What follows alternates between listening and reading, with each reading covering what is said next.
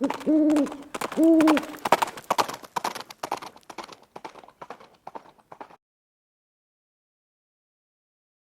guys, it's Viejo here, and it is the last weekend of May here in 2023, and that makes this Memorial Day weekend. So we want to take a moment and reflect a little bit and remember about all of those folks who gave so very much so that we could keep what we've got. And we want to keep others from taking that away from us, if you know what I mean. Let's talk a little bit about what's going on here today. It's kind of a standard day here on the central coast of California. We got, overcast to the start. Sun's poking out a little bit. It's just midday right now. And I got 67 degrees here in the garage at 60% relative humidity. So a pretty standard day if you've been following the channel. Today we're going to do episode 2 of Henrys and Handguns.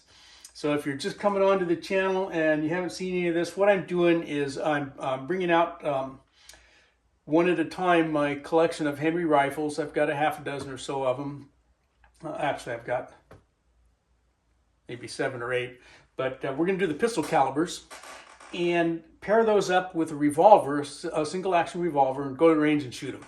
Okay, so that's what we're up to. The first edition previously was with the Henry Golden Boy, the 22 long rifle, and a Ruger single 6 revolver. So today we're going to be looking at the Henry Big Boy in 357. So we're going to kind of go up the slope here as far as calibers go.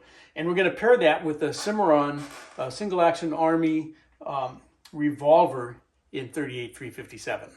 So they're over here. Let's go take a look.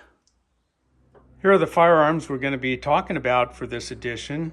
And both of these firearms have been cleared before the video, guys. Just want to be sure you knew that. So we've got the Henry Big Boy over here. Okay. Brass receiver, octagonal barrel, 20-inch, 1 16 twist. And down here we have the Cimarron Pistolero. Okay.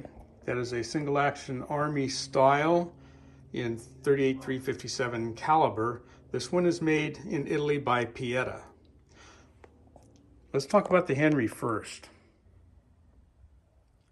Henry Big Boy, octagonal barrel, 20-inch, 1 16 twist, and 357 mag and 38 special. All right. It's a heavy rifle. Weighs in at about 8.5 pounds. It gets pretty heavy for me. I've got mine fitted with the Skinner peep sight. I like those on the Henrys. I've still got a couple rifles that I have to get those outfitted with, but I do like that peep sight. Okay, front sight is brass bead. Rear buckhorn type sight, adjustable.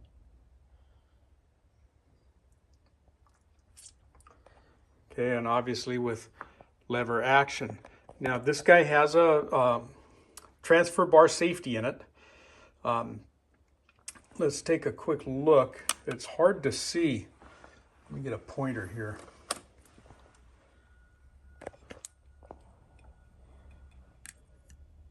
So there's the transfer bar right there. As the hammer goes forward, that transfer bar starts to lift up until it comes into position right over the firing pin.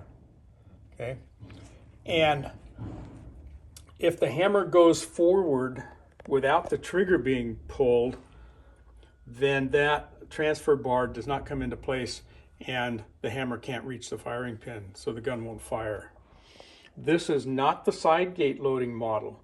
Henry is transitioning to all side gates. I think the only big boys left without a side gate like this one are the 41 mag and the 327 Federal. I think those are the only two that you can still get without, come back out here, without a side gate, which is probably a good thing. The side gates are awfully nice to have. But none of mine, other than my 3855, have side gates on them. Okay, our tube-fed magazine here will hold 10 rounds. Henry specifies right in their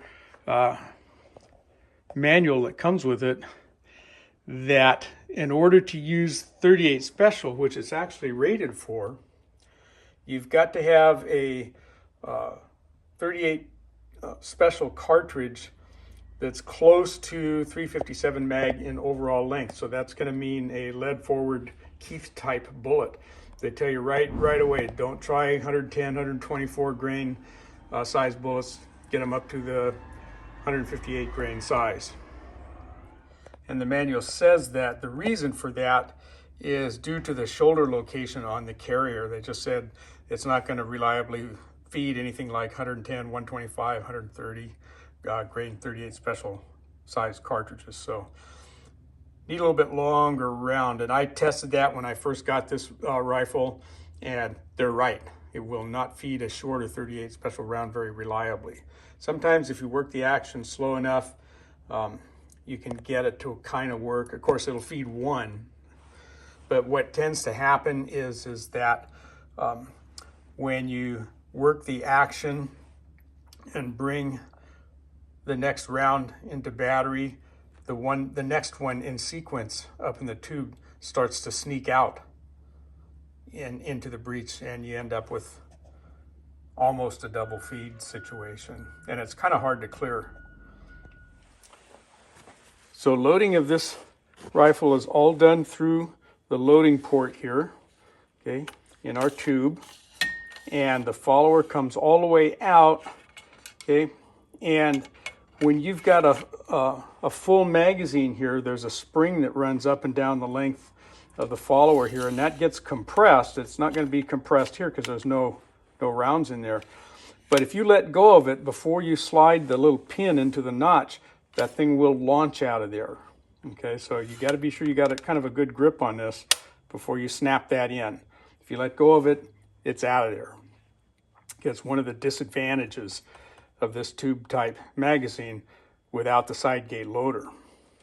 As far as cleaning goes, Henry recommends that you use a pull-through bore snake type system, okay, as opposed to taking the gun apart so that you can use a cleaning rod from the breech end. It's not that hard of a job to do. If you want to do that, okay, we open the action. Here's our bolt back here. This one bolt is the only bolt you have to remove, and that drops the lever out. Then by putting a little more pressure on the hammer, because it will hang up as the bolt comes out, you have to pull that hammer down just a little bit more and the bolt will slide right out. But there's one other little piece in there. Let me bring you in here closer and I'll show it to you. So down inside here is the ejector, and that's just kind of a little hairpin shaped piece. It's in there fairly loose. Okay, there's nothing that retains that except right here. Okay, there's a little nub on the back side of that ejector, and it fits into this hole.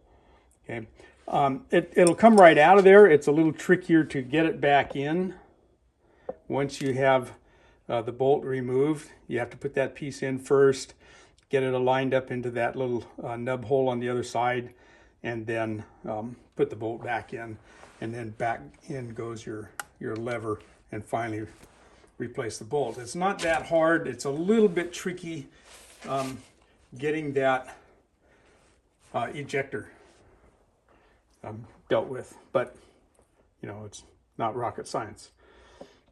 Personally, I usually opt for a snake and just pull it through a few times after I've shot it. I do like to clean these guys every time you shoot, and that's manufacturer's recommendation as well.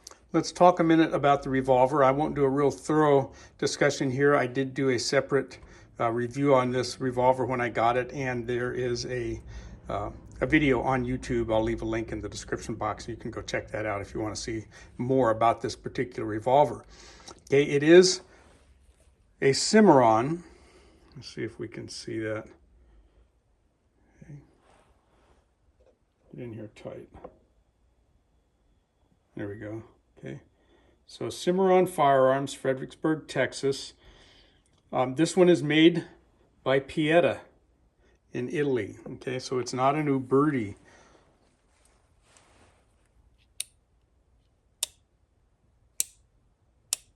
Okay, so we got the 4 clicks. There is no transfer bar in here. Okay, so the only safety that we have, well, there's actually another kind of a safety on here, is our cowboy loading. Okay, open the side gate. Okay, out to half cock, we would load 1, skip 1, and then load 4. 1, 2, 3, 4. And as soon as you've got that one pushed in, close the loading gate, bring the hammer back, pull the trigger, and ease the hammer forward. And what that will do is place the hammer over an empty chamber. Okay, so you've got 5 rounds loaded with the hammer over an empty chamber in case we were to drop the firearm. Okay, the hammer is not going to strike a live round. There's one other little feature on this guy, and that is the base pin. We'll quickly go ahead and take this. We got a cross bolt here that holds the base pin in place to get the cylinder out. And the base pin has 2 notches in it here.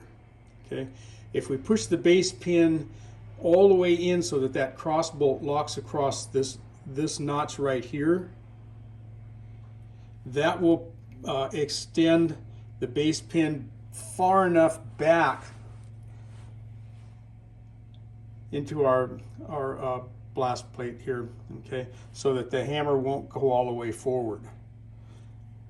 Okay, so you could opt to carry it that way if you wished. Okay, so let me show you that. I'll go ahead and put this back in. So here's our normal configuration, our firing configuration. You can see about how much of the base pin is extended out, and it's locked in there with that first notch back here under the cross bolt. So if we look back into here, and if you look down in there, you can kind of see the bottom of that base pin right there, and notice that it's not extending past the back part of the frame here. Okay, so the hammer is free to go all the way forward. So I'll push this base pin into the next notch. We have to push in our cross bolt. We'll push it into the next notch, okay, with the hammer partly cocked like that, and get that to lock into place. Did it lock? There it is. Okay, and now if we look down in here, get to where you can see it, you can see that that base pin is extending out past the frame just a little bit right there. Okay, and if we release the hammer, it will not go all the way forward. Okay, it stops there at about quarter cock position. Okay, so that's something of a safety. Okay, I personally don't use that. So then while we've got it in our hands, let's just take another kind of a quick tour around here. Okay, brass grip frame, we like that. Okay, color case hardening on the frame itself, not on the barrel. Okay, fixed sights. This guy tends to shoot a little bit low. Okay, so I frequently forget that and end up, all my rounds are 2 inches below the bulb, but be that what it is. Okay, it is, you know, again, a single action style as far as the action goes, and we like that, you know. So it's a full 4-click SAA type, and our trigger pull is nice and light. So there's the firearms, and we're not going to make a huge big deal out of this. We're going to go to the range. The ammo we're going to use is hand loads, and as you heard me say, Henry says right in their manual that you need a 38 special cartridge that approximates the length of a .357 Magnum due to the internals of these big boy rifles. They just don't like short 38 special rounds. So guess who that bothers? Not me, because we got lots of good choices for cast bullets for that rifle that are, we'll say, Keith style. So let me show you this round. Okay, this is the RCBS 38-150-KT, or Keith type. So you can see we got pretty long nose on that bullet.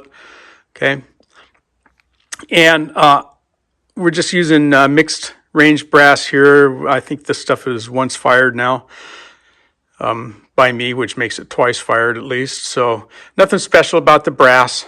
Okay, CCI primers, and we're going to take these to the range and give them a shot. We're going to use the same ammo in both firearms. That's kind of the point here of having a lever gun paired with a revolver, so that you can use the same ammunition in both. So why are we not using 357 mags? A couple reasons. One is the only venue I have, if you've been following me, is my local gun club, and our indoor range only supports non-magnum rounds due to the noise level in there. That's the only real reason. So they don't like me to shoot 357 magnum loads in there, but we're good with 38. So, and I tried, various rounds of 38 special, lighter weight bullets with shorter noses, and Henry's right, they don't feed very well. So we're good with that. I've got, Hensley and Gibbs bullets like this. I've got RCBS, we got Lyman, okay, we got Seiko bullets that all will work with that Henry. So we're good to go there. So let's cut in some of the range footage, and you can see how that went. Again, I get that revolver to the range, and I forget that it tends to shoot low. So you'll see. It still shoots okay. It's got decent groups, good enough anyway. So let's cut in that footage.